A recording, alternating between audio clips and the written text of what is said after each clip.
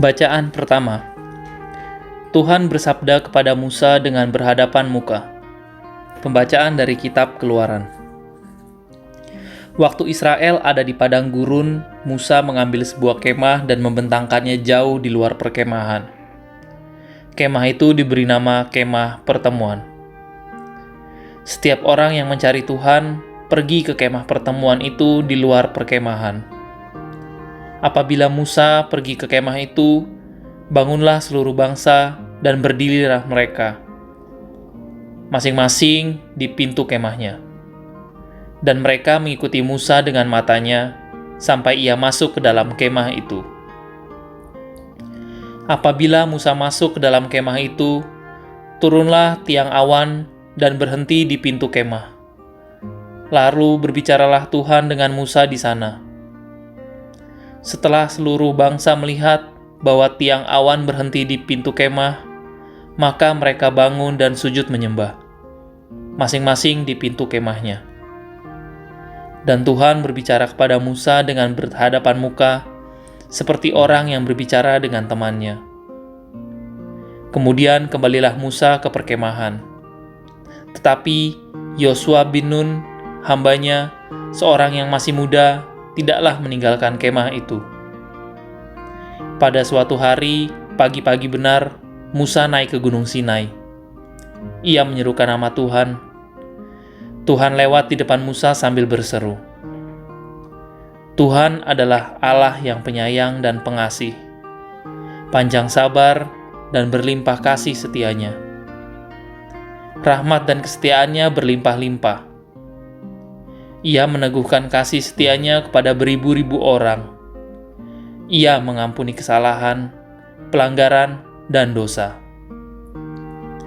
Tetapi orang yang bersalah tidak berkali-kali ia bebaskan dari hukuman, dan kesalahan bapa akan dibalaskannya kepada anak-anak dan cucunya, sampai keturunan yang ketiga dan keempat." Segeralah Musa berlutut ke tanah, lalu sujud menyembah serta berkata, "Jika aku mendapat kasih karunia di hadapan-Mu ya Tuhan, berjalanlah kiranya Tuhan di tengah-tengah kami. Sekalipun bangsa ini suatu bangsa yang berkeras kepala, tetapi ampunilah kesalahan dan dosa kami. Ambillah kami menjadi milik-Mu." Musa berada di sana bersama-sama Tuhan 40 hari, 40 malam lamanya, tanpa makan roti dan tanpa minum air. Dan seluruh perjanjian, yakni ke-10 sabda, dituliskannya pada lahu batu. Demikianlah sabda Tuhan.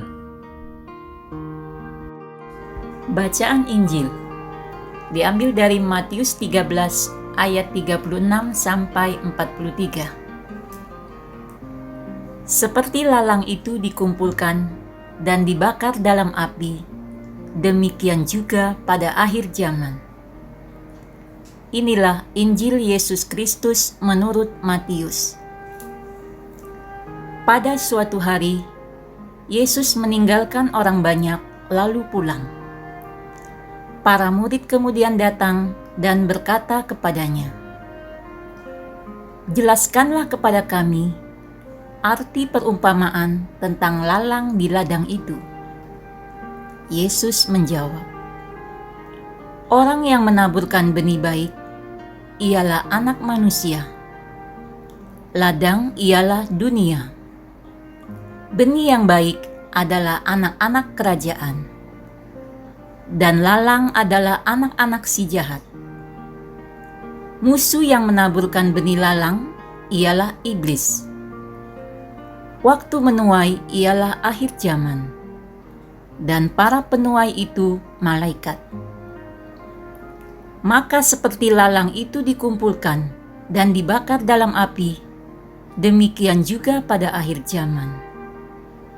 Anak Manusia akan mengutus malaikat-malaikatnya, dan mereka akan mengumpulkan segala sesuatu yang menyesatkan, dan semua orang yang melakukan kejahatan dari dalam kerajaannya. Semuanya akan dicampakkan ke dalam dapur api. Di sanalah akan terdapat ratapan dan kertak gigi. Pada waktu itulah orang benar akan bercahaya seperti matahari dalam kerajaan Bapa mereka. Siapa bertelinga, hendaklah ia mendengarkan. Demikianlah Injil Tuhan. Terpujilah Kristus. Perumpamaan ilalang di tengah gandum menyadarkan orang beriman agar mereka tidak putus asa di tengah berlapis-lapisnya kejahatan dunia. Orang perlu berani menerima kenyataan dan menaruh kepercayaan kepada Allah. Allah kita penuh kesabaran dan kebijaksanaan. Anak-anak kejahatan dan para pekerja durjana akan dibiarkan terus bekerja sampai saatnya mereka tak akan berhasil. Warta itu memberikan pesan berarti bagi perjuangan kita sebagai orang beriman. Kita tak boleh mudah menghakimi dan mengadili. Kita mengharuskan diri untuk mengembangkan mutu kehidupan. Kita sebagai murid-murid Yesus di zaman yang penuh kejahatan ini juga diajak bersikap bijak. Keteguhan hati, ketangguhan sikap, terutama kegigihan dan kesabaran, perlu dikembangkan dalam diri kita. Buah-buah kehidupan kita lah yang akan menjadi tanda bukti pada akhir panen. Maka marilah kita murid-murid Kristus zaman ini setia mendengar dan melaksanakan firman Tuhan. Siapa bertelinga, hendaklah ia mendengar. Ya Tuhan, curahkanlah rahmat kebijaksanaan-Mu sehingga kami menjadi orang sabar dan rendah hati dalam menyikapi kejahatan zaman ini. Amin.